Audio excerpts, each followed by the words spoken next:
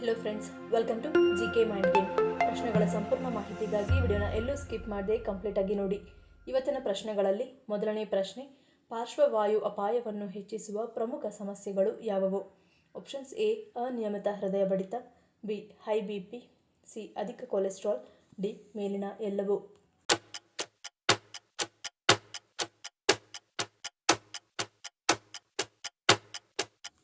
ಸರಿಯಾದ ಉತ್ತರ option D ಮೇಲಿನ ಎಲ್ಲವೂ. ಅಧಿಕ ರಕ್ತದೊತ್ತಡ, ಅಧಿಕ ಕೊಲೆಸ್ಟ್ರಾಲ್, ಮಧುಮೇಹ ಮತ್ತು ಅನಿಯಮಿತ ಹೃದಯ ಬಡಿತವು ಪಾರ್ಶ್ವವಾಯು ಅಪಾಯವನ್ನು ಹೆಚ್ಚಿಸುವ ಪ್ರಮುಖ ಸಮಸ್ಯೆಗಳಾಗಿವೆ. ರಕ್ತದೊತ್ತಡ ಹೆಚ್ಚಾದಾಗ ಅದು ಮೆದುಳಿನಲ್ಲಿರುವ ರಕ್ತನಾಳಗಳ ಮೇಲೆ ಹೆಚ್ಚುವರಿ ಒತ್ತಡವನ್ನು ಬೀರುತ್ತದೆ. ಇದು ಅವುಗಳನ್ನು ಸಿಡಿಯಲು ಅಥವಾ ನಿರ್ಬಂಧಿಸಲು ಕಾರಣವಾಗಬಹುದು. ಎರಡನೇ ಪ್ರಶ್ನೆ, ಮುಟ್ಟಿದರೆ ಕರೆಂಟ್ ಶಾಕ್ ಹೊಡೆಯುವ ಮೀನು ಯಾವುದು? Options A eel fish, B football fish, C dragon ಮೀನು, ಡಿ ಹಾವು ಮೀನು.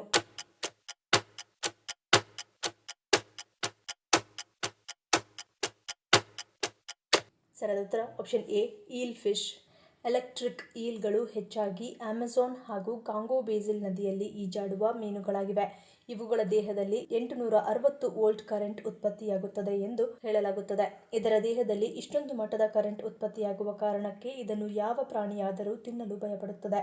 ಇದನ್ನು ಮನುಷ್ಯ ಮುಟ್ಟುವುದರಿಂದ ಪ್ರಜ್ಞೆ ಕಳೆದುಕೊಂಡು ಮೂರ್ಛೆ ಹೋಗಬಹುದು, ಇಲ್ಲವೇ ನರದೌರ್ಬಲ್ಯ ಸಮಸ್ಯೆ ಕೂಡ ಕಂಡುಬರಬಹುದು. ಒಟ್ಟಾರೆಯಾಗಿ ಎಲೆಕ್ಟ್ರಿಕ್ ಈಲ್ಗಳು ಪ್ರಕೃತಿಯ ವಿಸ್ಮಯಗಳಲ್ಲಿ ಒಂದು ಎಂದರೂ ತಪ್ಪಾಗದು. ಮೂರನೇ ಪ್ರಶ್ನೆ, ರಕ್ತದಲ್ಲಿನ ಸಕ್ಕರೆ ಮಟ್ಟವನ್ನು ನಿಯಂತ್ರಿಸಲು ಸಹಾಯ ಮಾಡುವ ಹಣ್ಣು ಯಾವುದು? ಆಪ್ಷನ್ಸ್ ಎ ದಾಳಿಂಬೆ, ಬಿ ಬೆರ್ರಿ, ಸಿ ಕಲ್ಲಂಗಡಿ, ಡಿ ಸೇಬು.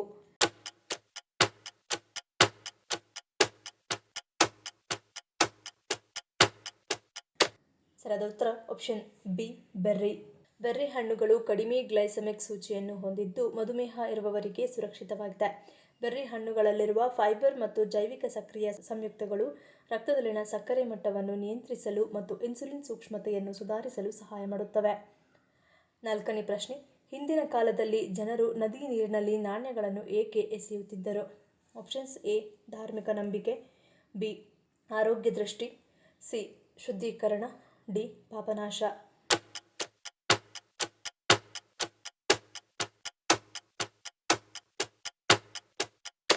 ಸರಿಯಾದ ಉತ್ತರ ಆಪ್ಷನ್ ಬಿ ಆರೋಗ್ಯ ದೃಷ್ಟಿ.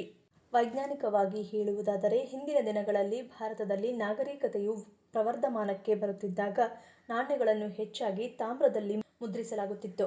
ತಾಮ್ರವು ಅದ್ಭುತವಾದ ಲೋಹವಾಗಿದ್ದು ಅದು ಮಾನವ ದೇಹಕ್ಕೆ ಅತ್ಯಂತ ಪ್ರಯೋಜನಕಾರಿಯಾಗಿದೆ. ಹಿಂದಿನ ಕಾಲದಲ್ಲಿ ನದಿಗಳೇ ಕುಡಿಯುವ ನೀರಿನ ಏಕೈಕ ಮೂಲವಾಗಿದ್ದು ನೀರು ಶುದ್ಧೀಕರಿಸುವ ಸಾಧನೆಗಳು ಇರಲಿಲ್ಲದ್ದರಿಂದ ತಾಮ್ರದ ನಾಣ್ಯಗಳನ್ನು ನದಿಯಲ್ಲಿ ಎಸೆಯುವುದರಿಂದ ನದಿಯ ನೀರು ಶುದ್ಧವಾಗುವುದರ ಜೊತೆಗೆ ಈ ಮೂಲಕ ಸ್ವಲ್ಪ ತಾಮ್ರವು ನಮ್ಮ ದೇಹವನ್ನು ಸೇರುವ ವ್ಯವಸ್ಥೆಯನ್ನು ನಮ್ಮ ಪೂರ್ವಜರು ಮಾಡಿದ್ದರು. ಐದನೇ ಪ್ರಶ್ನೆ, ಭಾರತದಲ್ಲಿ ಅತಿ ಹೆಚ್ಚು ಕಂಡುಬರುವ ಮಣ್ಣು ಯಾವುದು? ಆಪ್ಷನ್ಸ್ ಎ ಕಪ್ಪು ಮಣ್ಣು, ಬಿ ಕೆಂಪು ಮಣ್ಣು, ಸಿ ಮೆಕ್ಕಲು ಮಣ್ಣು, ಡಿ ಜೌಗು ಮಣ್ಣು.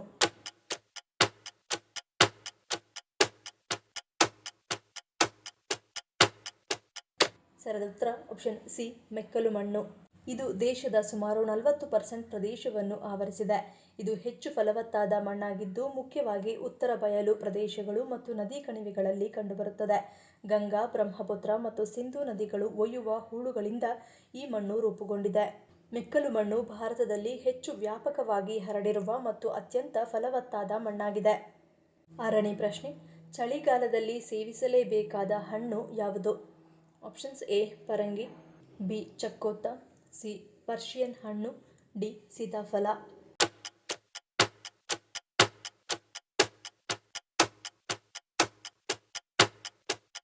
ಸರಿಯಾದ ಉತ್ತರ ಆಪ್ಷನ್ ಬಿ ಚಕ್ಕೋತ. ಚಕ್ಕೋತವು ಆರೋಗ್ಯವನ್ನು ಕಾಪಾಡಿಕೊಳ್ಳಲು ಮತ್ತು ರೋಗಗಳಿಂದ ರಕ್ಷಿಸಲು ಸಹಾಯ ಮಾಡುವ ಹಣ್ಣಾಗಿದ್ದು ದೇಹವು ಸೋಂಕುಗಳ ವಿರುದ್ಧ ಹೋರಾಡಲು ಸಹಾಯ ಮಾಡುತ್ತದೆ. ಇದು ಕೂದಲು ಮತ್ತು ಚರ್ಮವನ್ನು ಆರೋಗ್ಯಕರವಾಗಿರಿಸುತ್ತದೆ. ಚಕ್ಕೋತ ವಿಟಮಿನ್ ಸಿ ಮತ್ತು ನಾರಿನಲ್ಲಿ ಸಮೃದ್ಧವಾಗಿದೆ. ಇದು ದೇಹವನ್ನು ನಿರ್ವಿಷಗೊಳಿಸಲು ಸಹಾಯ ಮಾಡುತ್ತದೆ. ಇದರ ಜ್ಯೂಸ್ ಕುಡಿಯುವುದರಿಂದ ವಿಷವನ್ನು ಹೊರಹಾಕಲು ಸಹಾಯ ಮಾಡುತ್ತದೆ. ಏಳನೇ ಪ್ರಶ್ನೆ, ಚಂಡಮಾರುತಗಳಿಗೆ ಹೆಸರನ್ನು ಇಡುವವರು ಯಾರು? ಆಪ್ಷನ್ಸ್ ಎ ವಿಶ್ವ ಆರೋಗ್ಯ ಸಂಸ್ಥೆ, ಬಿ ವಿಶ್ವ ಹವಾಮಾನ ಸಂಸ್ಥೆ, C ocean alliance, D Asian association.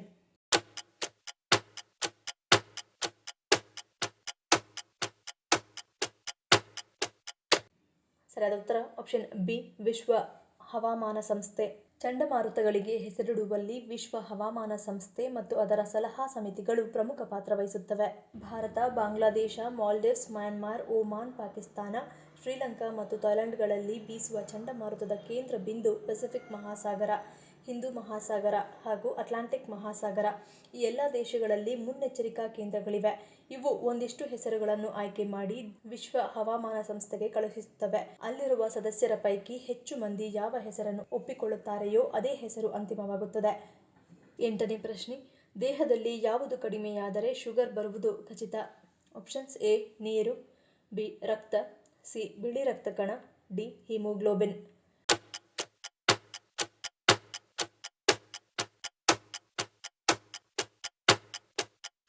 ಸರಿಯಾದ ಉತ್ತರ ಆಪ್ಷನ್ ಡಿ ಹಿಮೋಗ್ಲೋಬಿನ್. ದೇಹದಲ್ಲಿ ಹಿಮೋಗ್ಲೋಬಿನ್ ಮಟ್ಟ ಸರಿಯಾಗಿ ಇರುವುದು ಬಹಳ ಮುಖ್ಯ. ಇದರ ಕೊರತೆಯು ರಕ್ತಹೀನತೆಗೆ ಕಾರಣವಾಗುತ್ತದೆ.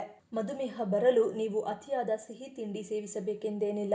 ನಿಮ್ಮ ದೇಹದಲ್ಲಿ ಕಡಿಮೆ ಹಿಮೋಗ್ಲೋಬಿನ್ ಇದ್ದರೆ ನೀವು ಮಧುಮೇಹ ರೋಗಿಯಾಗಬಹುದು. ದೇಹದಲ್ಲಿ ಕಬ್ಬಿಣದ ಕೊರತೆಯು ಇನ್ಸುಲಿನ್ ಹಾರ್ಮೋನ್ ಉತ್ಪಾದನೆಯ ಮೇಲೂ ಪರಿಣಾಮ ಬೀರುತ್ತದೆ.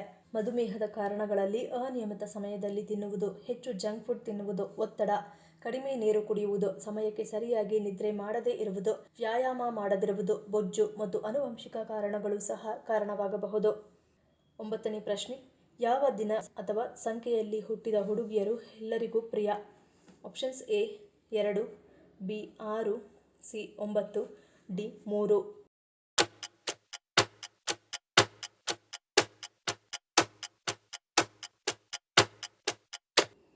ಸರಿಯಾದ ಉತ್ತರ ಆಪ್ಷನ್ ಎ 2. 2, 11, 20 ಮತ್ತು 29ನೇ ತಾರೀಕಿನಂದು ಜನಿಸಿದ ಹುಡುಗಿಯರ ಸಂಖ್ಯೆ 2 ಆಗಿರುತ್ತದೆ. ಈ ಸಂಖ್ಯೆಯನ್ನು ಹೊಂದಿರುವ ಹುಡುಗಿಯರು ಹರ್ಷಚಿತ್ತದಿಂದ ಕೂಡಿರುತ್ತಾರೆ. ಅವರು ತಮ್ಮ ಆಕರ್ಷಕ ಸ್ವಭಾವದಿಂದ ಯಾರನ್ನಾದರೂ ಗೆಲ್ಲುತ್ತಾರೆ.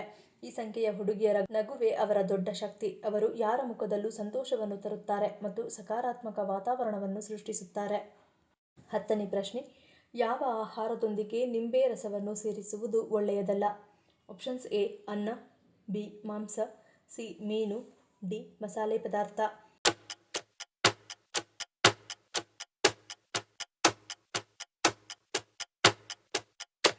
ಸರಿಯಾದ ಉತ್ತರ ಆಪ್ಷನ್ ಸಿ ಮತ್ತು ಡಿ. ನಿಂಬೆಯಲ್ಲಿರುವ ಆಮ್ಲೀಯ ಅಂಶಗಳು ಮೀನಿನಲ್ಲಿರುವ ಪೋಷಕಾಂಶಗಳನ್ನು ನಾಶ ಮಾಡುತ್ತವೆ. ಹೀಗಾಗಿ ನೀವು ಮೀನು ತಿಂದರೂ ದೇಹಕ್ಕೆ ಸಿಗುವ ಪ್ರಯೋಜನಗಳು ಸಿಗುವುದಿಲ್ಲ. ಹೀಗಾಗಿ ಮೀನು ತಿನ್ನುವಾಗ ನಿಂಬೆ ರಸ ಮಿಶ್ರಣವನ್ನು ತಪ್ಪಿಸುವುದು ಒಳ್ಳೆಯದು. ಹಾಗೆಯೇ ನಿಂಬೆಹಣ್ಣು ತನ್ನಲ್ಲಿ ಆಮ್ಲೀಯ ಪ್ರಭಾವವನ್ನು ಹೊಂದಿರುತ್ತದೆ ಮತ್ತು ಮಸಾಲೆ ಪದಾರ್ಥಗಳ ಜೊತೆ ಸೇರಿಸಿದರೆ ಮಸಾಲೆ ಅಂಶಗಳ ಬಿಸಿಯನ್ನು ಮತ್ತಷ್ಟು ಹೆಚ್ಚಿಸುತ್ತದೆ. ಇದರಿಂದ ಆಹಾರದ ರುಚಿ ಹಾಳಾಗುವ ಜೊತೆಗೆ ನಿಮ್ಮ ಆರೋಗ್ಯ ಕೂಡ ಹಾಳಾಗುತ್ತದೆ. 11ನೇ ಪ್ರಶ್ನೆ.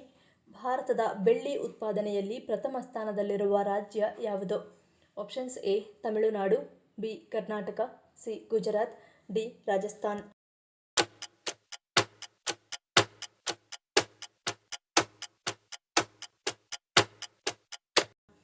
ಸರಿಯಾದ ಉತ್ತರ ಆಪ್ಷನ್ ಡಿ ರಾಜಸ್ಥಾನ್. ಇದು ದೇಶದ ಒಟ್ಟು ಬೆಳ್ಳಿ ಉತ್ಪಾದನೆಯಲ್ಲಿ 60%ಗಿಂತ ಹೆಚ್ಚು ಕೊಡುಗೆ ನೀಡುತ್ತದೆ. ರಾಜಸ್ಥಾನವು ದಶಕಗಳಿಂದ ಭಾರತದ ಬೆಳ್ಳಿ ಉತ್ಪಾದನಾ ಭೂದೃಶ್ಯದಲ್ಲಿ ಪ್ರಾಬಲ್ಯ ಹೊಂದಿದೆ. ಸಮೃದ್ಧ ಬೆಳ್ಳಿ ಖನಿಜ ಪಟ್ಟಿಗಳಲ್ಲಿ ವಿತರಿಸಲಾದ ಗಣನೀಯ ನಿಕ್ಷೇಪಗಳಿಂದಾಗಿ ವಾಯುವ್ಯ ರಾಜ್ಯವು ದೇಶದ ಒಟ್ಟು ಬೆಳ್ಳಿ ಉತ್ಪಾದನೆಯ 60%ಗಿಂತ ಹೆಚ್ಚು ಪಾಲನ್ನು ಹೊಂದಿದೆ. ಈ ಪ್ರಶ್ನೆಗಳಲ್ಲಿ ನೀವು ಎಷ್ಟು ಪ್ರಶ್ನೆಗಳಿಗೆ ಸರಿ ಉತ್ತರವನ್ನು ಕೊಟ್ರಿ ಅನ್ನೋದನ್ನು ಕಮೆಂಟ್ ಮಾಡಿ ತಿಳಿಸಿ. ಈ ವಿಡಿಯೋ ನಿಮಗೆ ಇಷ್ಟ ಆಗಿದ್ರೆ ಮರಿದೇ ಲೈಕ್ ಮಾಡಿ, ಶೇರ್ ಮಾಡಿ, ಸಬ್ಸ್ಕ್ರೈಬ್ ಮಾಡಿ. ನನ್ನ ಚಾನಲ್ನ ಇನ್ನೂ ಸಬ್ಸ್ಕ್ರೈಬ್ ಮಾಡದೆ ಹಾಗೆ ವಿಡಿಯೋಸ್ ನೋಡ್ತಿದ್ರೆ ಪ್ಲೀಸ್ ಸಬ್ಸ್ಕ್ರೈಬ್ ಮಾಡಿ, ಸಪೋರ್ಟ್ ಮಾಡಿ. ಮತ್ತೊಂದು ಇಂಟ್ರೆಸ್ಟಿಂಗ್ ವಿಡಿಯೋದೊಂದಿಗೆ ಸಿಗ್ತೀನಿ. Until love you all, take care.